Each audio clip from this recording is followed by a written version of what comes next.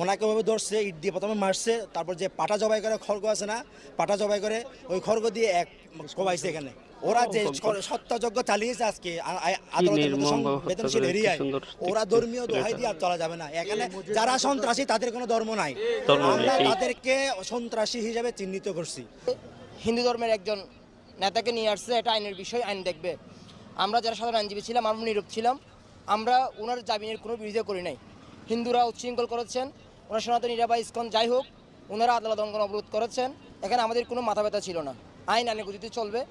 পুলিশকে অবরুদ্ধ করে রেখেছে, যে জজ সাহেবকে 3-4 ঘন্টা অবরুদ্ধ করে রেখেছে। এই আদালতের আমার যে 12 বছরের ক্যারিয়ারে কোনোদিন দেখিনি আদালতে আদেশ দেওয়ার পর সিডাব্লিউ জেল হাজতে প্রেরণ করার পর কোনো আসামিকে প্রিজন ব্যান সহ আটকে রাখার কোনো আমরা দৃশ্য দেখি, নজির, ফুট বিল্ডিং আমরা দেখি নাই। আমরা ওখানে দাঁড়িয়েছিলাম, আমার নাকের দেখেন পাত্তর মারছে।